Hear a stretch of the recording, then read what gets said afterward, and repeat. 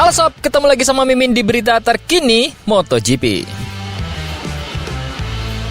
Sprint race pertama di Buriram akhirnya selesai digelar. Dan hasilnya adalah seperti prediksi di mana Ducati masih menguasai. Tapi yang jadi kejutan adalah rookie Ai Ogura dan juga Honda dan Yamaha yang langsung dapat poin dari balapan pertama ini. Tampaknya kemajuan sudah sangat jelas. Seperti apa lengkapnya, kita bahas. Jangan sampai ketinggalan update tentang MotoGP dari TNT. Dengan cara ketik hashtag MotoGP di kolom pencarian agar kamu bisa mendapatkan pilihan berita menarik yang kamu cari. Ya, Sprint Race Buriram kali ini masih seperti format kualifikasi kemarin, di mana Marc Marquez berada di nomor 1 dan juga nomor 2 dan 3 adalah Alex Marquez dan Pecco Bagnaia.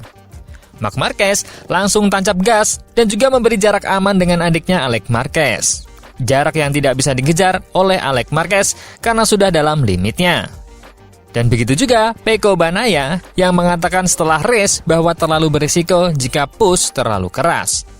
Nampaknya kini Pecco sudah sangat belajar dari tahun lalu dan lebih memilih pulang membawa poin daripada memaksakan diri.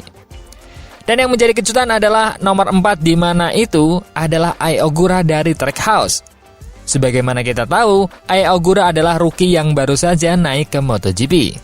Dan langsung bisa mendapatkan hasil yang sangat-sangat baik. Bahkan, selama GP juga dikatakan bahwa Ai Ogura seperti bukan rookie.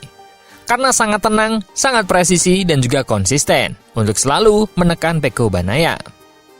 Yang pastinya, jika Pecco melakukan kesalahan sedikit saja, maka podium bisa saja diambil alih oleh Ogura.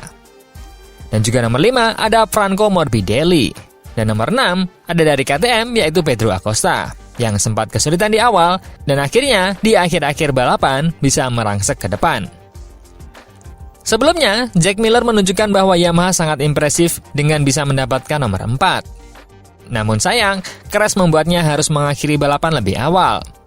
Di posisi Yamaha teratas, ada di nomor 7 yaitu oleh Fabio Quartararo, di mana lagi-lagi dia menjadi pembalap Jepang terbaik dan langsung mengemas poin di balapan pertama ini. Nomor 8 ada Brad Binder yang terlihat kesulitan selama balapan kali ini. Nomor 9 ada dari Honda yang akhirnya sangat-sangat berubah dibandingkan dengan tahun lalu. Kini Honda langsung bisa mendapatkan poin di balapan pertama. Satu hal yang mungkin lumayan mustahil untuk didapatkan tahun 2024 kemarin. Dan 10 besar ditutup oleh Johann Zarco, lagi-lagi dari Honda. Di urutan ke-11 ada Raul Fernandez, 12 ada Marco Bezzecchi, 13 ada rookie Fermin Aldeguer, nomor 14 Vinales, 15 Luca Marini, nomor 16 pembalap baru Pramac Miguel Oliveira, nomor 17 Alex Rins, 18 Enea Bastianini, 19 Somket Chantra dan juga nomor 20 adalah pembalap pengganti Jorge Martin, Lorenzo Savadori. Nah, sebelumnya ada kejadian yang fatal yang sampai menarik komentar pedas dari Dani Pedrosa yang terkenal sangat jarang untuk menanggapi hal-hal yang dirasa tidak begitu bersifat urgent. Namun kali ini, dengan turunnya Pedrosa, berarti hal tersebut sudah di luar batas. Meski kejadian itu terjadi pada saat free practice, namun hal itu nampaknya dapat memberi efek ke kejuaraan. Dan akhirnya membuat Dani Pedrosa mendidih melihatnya. Tentang kejadian itu, Dani Pedrosa mengatakan bahwa apa yang terjadi dengan Pecco Bagnaia dan keputusan race direction itu seperti omong kosong. Dan Dani Pedrosa sepenuhnya ada di pihak Pecco Bagnaia. Pedrosa menambahkan bahwa hal tersebut sepenuhnya tidak adil dan dapat merusak sisi keadilan dalam MotoGP. Race direction ketika melambaikan bendera kuning dan ternyata itu adalah kesalahan atau human error, mengatakan dan mengakui bahwa mereka salah. Terlepas dari apa yang terjadi antara Pecco dan Morbidelli. Tapi hal itu sangat tidak adil bagi Pecco Bagnaia, di mana kesempatan yang langka terjadi bisa gagal karena kesalahan race direction. Meskipun mereka mengakuinya, tapi mengapa mereka tak mengembalikan catatan waktu milik Pecco Bagnaia? Padahal catatan waktu itu pastinya ada di komputer mereka. Dan sepenuhnya itu bukan kesalahan Pecco, tapi kesalahan dari luar, yaitu race direction. Mengapa mereka tak mengembalikan apa yang menjadi haknya Pecco Bagnaia? Kenapa hanya minta maaf, namun keputusannya tetap merugikan? Jika hal-hal seperti ini dibiarkan, maka mereka bisa saja merenggut catatan-catatan lain di masa mendatang. dan tak mengembalikan apa yang sudah susah payah diusahakan pembalap dengan segala resikonya. Bagaimana ini jika terjadi saat balapan? Bagaimana ini terjadi saat penentuan track limit dalam balapan utama? Dan bagaimana jika posisi kejuaraan berubah karena kesalahan race direction? Namun sang juara sudah terlanjur kehilangan apa yang dia capai.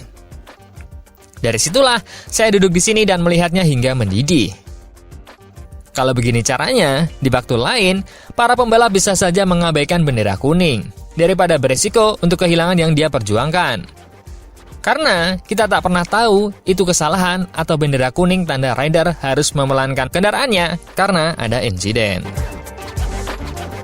Dan sebelumnya, dari KTM, kita menyoroti tentang Enea Bastianini yang dikatakan hancur perasaannya di seri perdana balapan ini. Karena Enea hanya bisa ada di nomor 18 saat balapan. Enea Bastianini, bagaimana tidak? Enea adalah petarung kejuaraan tahun lalu. Dan awal tahun ini bersama KTM nampak tak berjalan baik. Selain pindah ke tim satelit, dia juga tak bisa menemukan kenyamanannya dengan motor barunya. Debut Enea Bastianini di KTM lebih dari sulit di Thailand.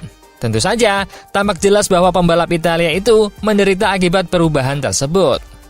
Dan KTM RC16 tampaknya tidak sesuai dengan gaya berkendaranya. Tetapi tidak seorang pun termasuk dia yang mengira akan berada di posisi belakang. Tetapi, degradasi ini bukanlah perhatian utama. Jauh dari itu, yang dia pedulikan hanyalah memahami sepedanya. Dulu, Bastianini yang kadang kesulitan di Ducati pada hari Jumat, terkadang finish dengan gaya pada hari Minggu.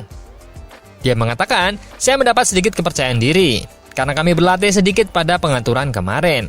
Namun saat ini, tidak banyak yang terjadi. Dalam hal perasaan, saya katakan 1 dari 10. Dia menilai sendiri sangat-sangat rendah dengan perasaannya. Saya berharap dapat segera mendapatkan posisi, tetapi prosesnya pasti panjang. Tentu saja, dia tidak dapat menghindari pertanyaan tentang Pedro Acosta, yang berada di posisi lebih baik dalam sesi balapan sprint dengan motor yang serupa. Enea Bastianini mengatakan bahwa Pedro Acosta bisa mengerem dengan baik pada motornya. Sebelum saya menemukan keyakinan pada rem, saya tidak akan berhasil dan akan terus membuang banyak waktu.